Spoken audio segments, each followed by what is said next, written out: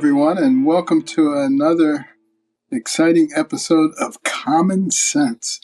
I'm your host, Dr. Ben Carson, and we have a very special guest with us today. Under his tenure, we saw energy independence, a vibrant economy, which is very relevant to what's going on right now, historic appointments of Supreme Court justices. You probably have figured out who I'm talking about. I don't think today's guest needs much of an introduction. His administration led us to a booming economy, extremely low unemployment, record low unemployment for minorities. And he returned the United States to a platform of respect on the world stage. We were energy independent. We were a net exporter of energy. Prices were low. People had more dreams. The housing market was starting to boom. So different than what's going on today. And, even though he's no longer the president, and by now I'm talking about Donald J. Trump, his legacy will live on for an extraordinarily long time. And I'd like to welcome today the 45th President of the United States of America, Donald J. Trump. And, when I was traveling around the country, I saw the common folks had a lot of logic and common sense, and they knew what worked. But for you, Mr. President, to jump into the fray when you had everything going for you, you already were as famous as anybody can get. You were a billionaire. You had all kinds of projects going on. And yet you were willing to sacrifice all that to get into the middle of the fray. And I think I know why. Because 30 years ago, I was watching an interview you were doing with Oprah, and she asked you about running for president. And you said you really didn't want to do it, but if you saw the country going off the cliff, you would do it. And it was going off the cliff. And can you imagine what would have happened if you not won? And we'd had 3 liberal judges on the Supreme Court, not to mention a bunch of other things.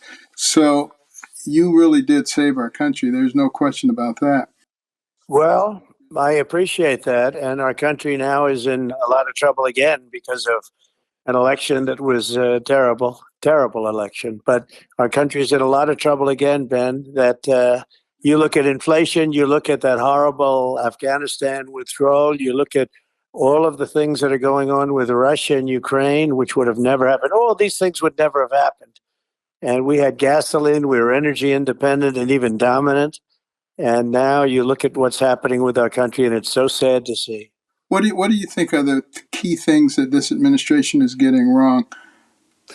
Well, everything. There's not anything that's getting right. We're a laughing stock all over the world, including where he is now at the G7. We're a laughing stock all over the world. Nobody's ever seen anything like this. Inflation was caused initially by fuel, by energy, by oil, by gasoline, by all of the energy that has made the country work. And now we're going to green, which is it's not green. It just doesn't work. It's fine to get a little bit of it, but you can't power this nation with windmills. You can't power this nation with the kind of things. If it doesn't have enough power, you'd have to close 90% of your businesses down. The whole thing is absolutely insane what's going on with our country. Our country is doing badly, and we're a laughing stock all over the world. And it was like that when you came in and you had the sense to reform the tax code and to get rid of so many ridiculous regulations. I know at HUD we got rid of 2,000 regulations and sub-regulations just in the one agency. That's right. And it made it possible to get things done. And I think they could really take a lesson from just watching the way that you did that. Well, you did a fantastic job at HUD, I have to say. You got rid of a lot of regulation, but you did a really fantastic job at HUD, and it was a beautiful thing to watch, to be honest with you. So, but we did that on a large scale. We did that on a countrywide scale, and we got rid of more regulations than anybody's ever. We got the biggest tax cuts in history.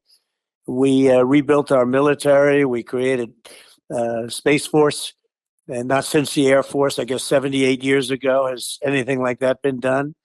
And so many other things. And now you just watch what's going on with our country to be in this position, but allowing it started more. Look, we were doing very badly on the border. And what today we're doing worse than ever before. There's probably never been a country with a border like ours. Even a third world nation has some stopping ability. But we have millions and millions of people pouring into our country. I mean, just totally unchecked, unvetted. But I think when Afghanistan happened, Ben, I think that was just a disaster, the way that was handled. We would have gotten out, but we were getting out with strength and with dignity. I think that was a disaster for our country. Well, the same people who came up with that policy are the same people who are running things now, which is the reason I think we're having such difficulty with almost every policy. They do things that don't make a lot of sense for the people. And Yeah, it isn't yeah. isn't that the difference? Because you had a chance to really get to know the people, to identify with the people identify with you, and you were interested in the things that work for them. And this administration seems to be more interested in their ideology and in their goals and in fundamentally changing this country into something else. That's a real problem. Hmm. Well, they're changing it. I don't know what it is. It can't be politics because when you have high energy costs, high taxes, they're going to give you the biggest tax increase that anyone's ever gotten in the history of our country. I mean, what's good about these things from that standpoint? It's just a terrible situation. Nobody's ever seen anything like it. So it's hard to believe it's happening, Ben, but it's happening. But it can be changed around, and we can make America great again. But right now, it's not great. Well, it didn't take a long time to turn it around when your administration came in, and It can be turned back. It can be turned back, but it's too bad. We had the Abraham Accords. They would have been. We would have had it. We would have had total peace in the Middle East. They went to the Middle East. 21 years they've been in the Middle East. I had peace in the Middle East. I got hard countries, tough countries, respected countries to sign up. We would have had them all done by now, every one of them. You would have had total peace in the Middle East on top of everything else. absolutely. Well, also you got a chance to know Putin. What do you think he really wants? Well, I think he always wanted Ukraine. I knew him very well. I knew him. I know you well. I knew him well. And I can tell you, he wanted Ukraine, but he never would have done it. He never even suggested doing it because he knew that it wouldn't happen with me. And he understood that. And likewise, President Xi of China with Taiwan. It looks like something's going to happen with Taiwan. And it wouldn't have happened with me. Look, all of this is because of an election that took place. That's so terrible. It's so terrible to see what's happened to our country and to see what's happened to the world. Look, we're the world leader. The whole world is doing badly now. And you could end up in World War III because of what's happening with Ukraine and Russia. You could actually end up, believe it or not, and I've been a great prognosticator. Everyone, they have a No, you hat. have. Trump was right about everything. I was right about everything. There's no question. You could end up in World War III over that catastrophe. We're going to take a short break, and we'll be right back in a minute.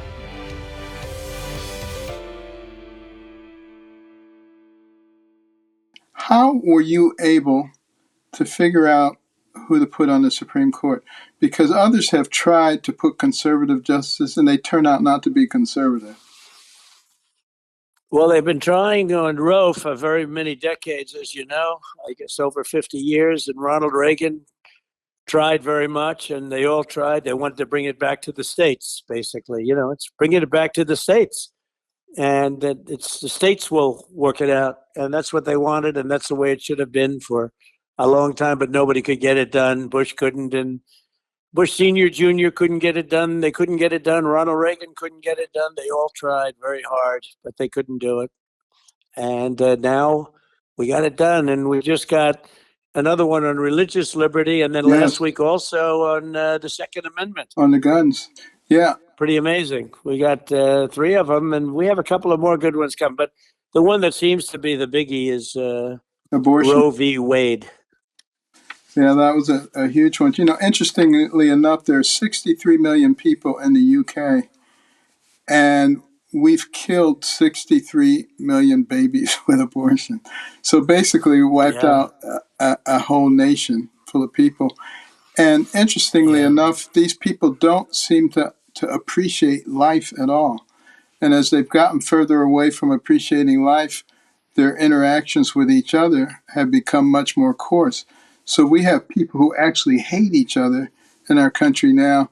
We used to be able to talk and have disagreements and still be civil to each other, but Yeah. it seems as though they want nothing but blood. The way that they've come after you because you wouldn't get in the swamp with them, because you attacked the swamp creatures. And they're really, really mad on both sides of the aisle about it. But the people, I think, understand who you are and they're with you. But this is going to be a very, very tough road for all of us to get through. And don't you think that that's part of the problem? People who actually believe things, but they're afraid to Yeah. stand up. They're afraid to be counted. They're afraid they're going to get canceled. They're afraid of what's going to happen to their families. What word Yeah. would you have for those people? Well, first of all, I have to say we have cowards in our country. We have people that go and do what they want to do because they're petrified of the radical left. They're afraid of it. They don't want to fight, and because of that, the radical left takes advantage of it. And I happen to believe that there's more on the right than on the left. And I got more votes than any sitting president in history. A disgraceful election. It was a disgrace what happened in that election, an absolute disgrace. They used COVID in order to cheat. But look, there's a lot of people out there that are angry because they are a lot of tough ones and a lot of very smart ones. And they're angry that a lot of our politicians don't fight the way they should. And they Now, don't. and I want to thank you, for being willing to fight and for to put so much on the line when you didn't have to do it. You had the ideal life that anybody could possibly have. But one of the things that you did that I appreciate so much is you made it easy for the Hispanic community, the black community, many minorities to start coming over to a different party, to start actually looking at what people were doing for them rather than just being used. And some of the things that you did with, the First Step program, with HBCUs and making sure that they had funding, with the opportunity zones and giving people a chance to move out of dependency into self sufficiency. Those are things that will have an incredibly lasting legacy. Uh, if we can get the right people uh, to continue that legacy, and I think we start that in November, but obviously that's just the beginning. We have a long way to go because the United States of America is the key to success in the world. And we're too strong to be brought down by Russia or China or Iran or North Korea, but we can be brought down from inside by internal strife. And that's what they're doing. They're using the race issue as one of the wedges to drive people apart, to make us think that, to say that we're a systemically racist country is ridiculous. And the fact that you signed an executive order against critical race theory and that foolishness, I think that encouraged a lot of other people, including those parents in Virginia who were willing finally to come out of the corner and stand up for what they actually believed in once they found out what was going on. And I'm finding that to be the case all over the country. People are waking up in droves. And I think you're going to see that in November. This is going to be a massive change that's going to occur. People will try to spin it in all kinds of different ways. But that's part of the legacy that you left, no matter what happens subsequently. And I think that will probably be the impetus and the energy that actually saves us as a nation going forward. So I have to thank you and ask you, uh, what would you like your legacy as president to be? Well, there's a big section on my legacy having to do with security, having to do with military. You know, we rebuilt the military. I'm so proud of that. That by itself would be great.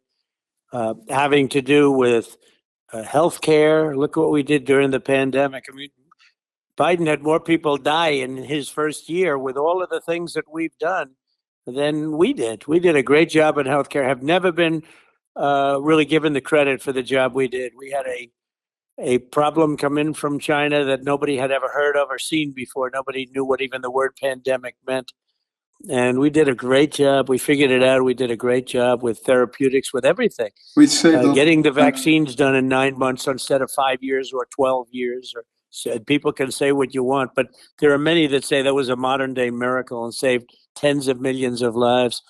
We did a great job, Ben, and we did it in so many different ways. But I think we also gave the country spirit, we gave it leadership, and we gave it leadership all over the world. And we let the world take less advantage of us. As an example, we're giving Ukraine $60 billion, and other countries are giving them that are right next door, that are big countries. You look at France, Germany, these other countries, they're giving them a tiny fraction of that.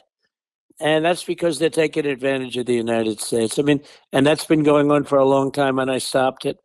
And I brought respect and dignity back to our country. China wouldn't have gone into Taiwan. Let's see what happens.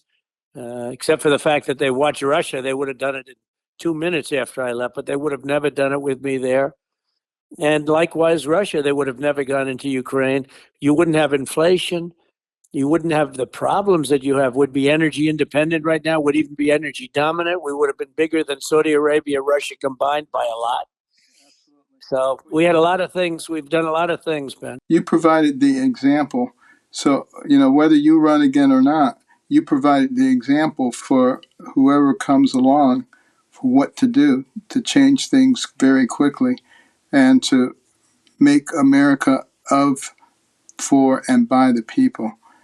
And that's going to be an enormous legacy, I think, for you going into the future. And I think it's an inspiration for me and for many, many other Americans.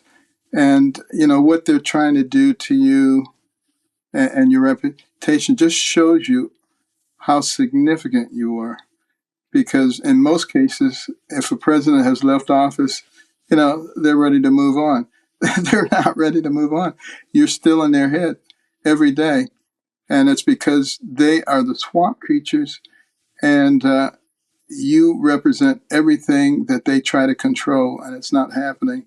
So I know you've had to take a lot of grief for it, and we'll have to continue. But in history, when people look back on this time period, I think there's going to be a very different story written about what happened during your presidency.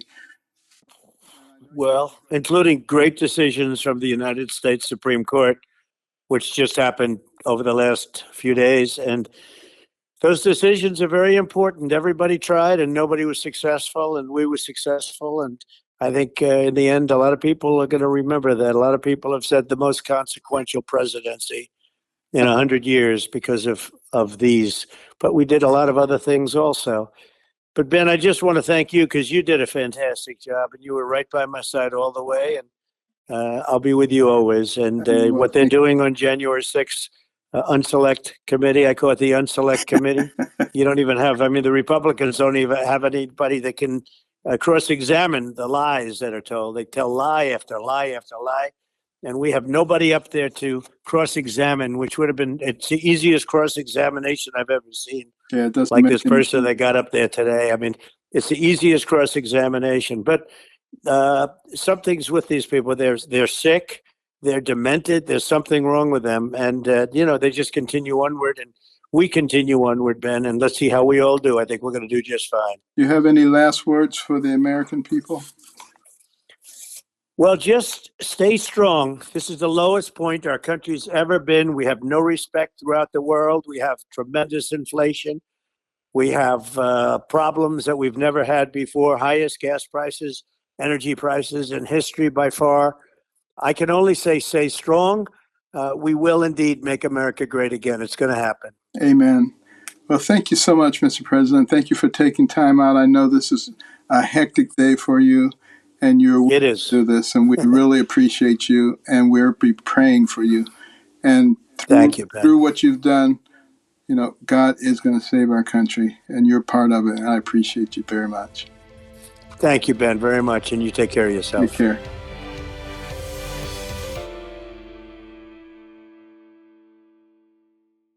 Okay, and we're back again. That was fantastic. Have an opportunity to sort of see what's on the mind of President Trump. It's so interesting that when it comes to the economy, we have so many economists who say it's a natural cycle. The economy gets better, the economy gets worse, and it really doesn't have a lot to do with who the people are that are in charge. And we can see just from listening to what President Trump had to say and looking at what's going on today that it's not a natural phenomenon. What happens is we have people in office who understand the economy and how to work with it, how to use our tax code, how to use regulatory reform in an appropriate way, how to create programs like opportunity zones that actually lift people out of poverty. And then we have people who come in who have no idea whatsoever what they're doing, and the economy crashes pretty quickly under those circumstances. Sort of like taking someone into the operating room and giving them the scalpel and saying, do this operation, and they don't know anatomy. And, they start cutting the wrong thing and then blaming everybody else. Obviously, it's so vitally important that we, the people, understand who the people are that we put in office. And it can't necessarily just be people that we like, people whose personalities that we like. What we need to look at is what are their policies? What is their track record? Are their values consistent with our values? Not do we like them, not do we like their personality. I would much rather have somebody, quite frankly, whose personality I didn't particularly like, but who was an extremely competent operator. I would much rather have that person in charge than someone who was absolutely charming and always said the right things and was a total disaster at running things. And that's what we need to think about, because we have to think about the future generations, our children, our grandchildren, all the people who are coming after us. And as you can see from what's been going on over the last little while, we have an incredible impact on those who come after us. And if we have astronomical debts that we pass on to them, think how that affects their quality of life. If they're paying half of their salary to the government to try to get the debt under control, how are they going to have much in the way of the American dream? And speaking of the American dream, what other country has a dream? Do you know of any other country that has a dream? I don't. Canada thought they had one until recently, but no one else really has a dream like we do in America. The city on the hill, the beacon of liberty for all. And we need to be thinking about that. And we need to be electing the right kinds of people. You look at, for instance, what's going on with our southern border. Now, President Trump understood why it was important to close that border. The current administration, not so much. But when you have countries like Iran, who call America the great Satan, who say death to America, and at the same time, you have an open border why wouldn't they send their operatives through that open border, target our electric grid, and at the proposed time, take out our grid system and just devastate our country? And I'm afraid we don't have the kind of leadership that actually understands that and takes the appropriate measures to make sure that that doesn't happen. Right now, it is the grace of God that is saving us. So the last thing we want to do is get rid of our faith in God and throw him out with the dishwater. And I'm certainly glad that the Supreme Court made a big statement in terms of religious liberty today. That's going to help us quite a bit to stem the tide of throwing God out of our country.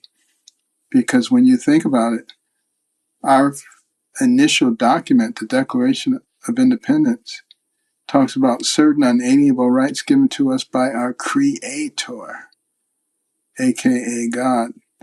Our Pledge of Allegiance says we are one nation under God. Most courtrooms on the wall, it says, in God we trust. Every coin in our pocket, every bill in our wallet, it says, in God we trust. And yet, as we throw out our godly principles, what's happening to us as a nation? Think about it.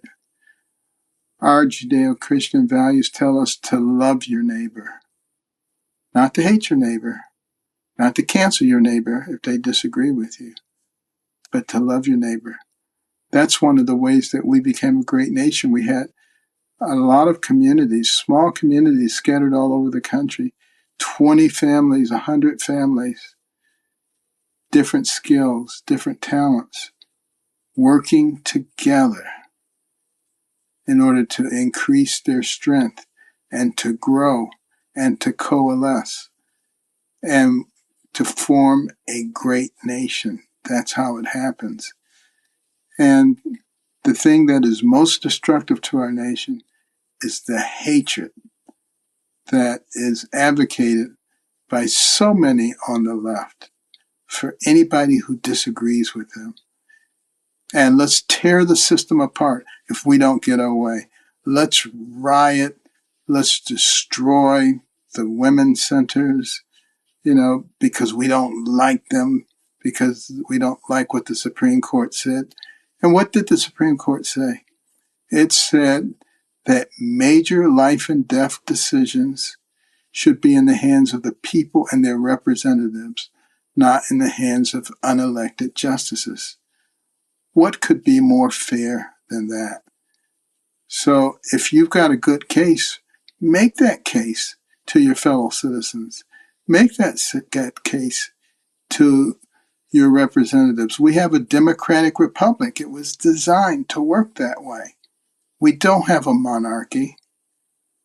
So, let's stop listening to those people who are encouraging us to just have our way and stomp our feet, my way or the highway. And if you don't do it my way, anarchy is the case. That's not America. That's not how we got to be a great people. And let's just think this thing through and recognize that hatred and strife is never going to lead us to the right place. Love your neighbor as yourself, as the Bible says. One nation under God, indivisible, with liberty and justice for all. We'll be back with a closing thought.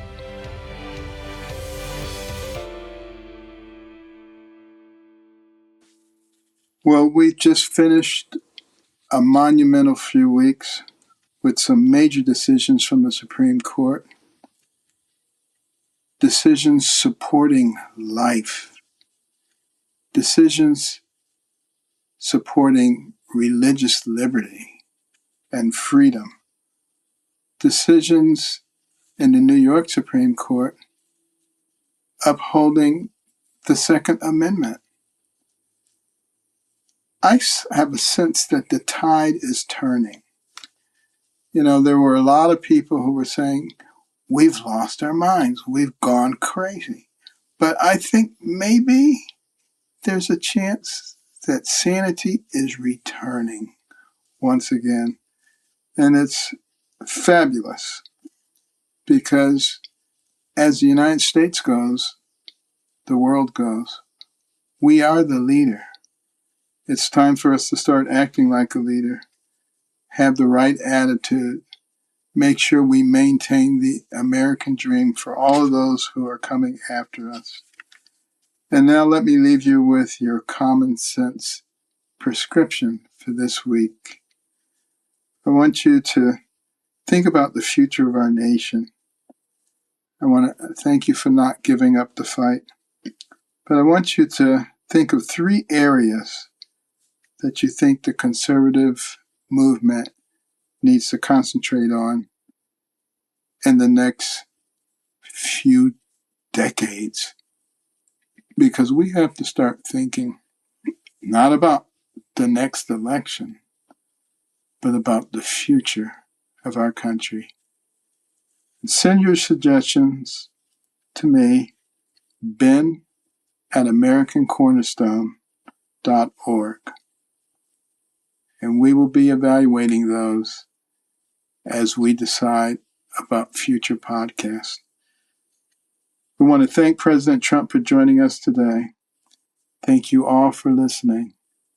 And remember the cornerstone principles: faith, liberty, community, and life.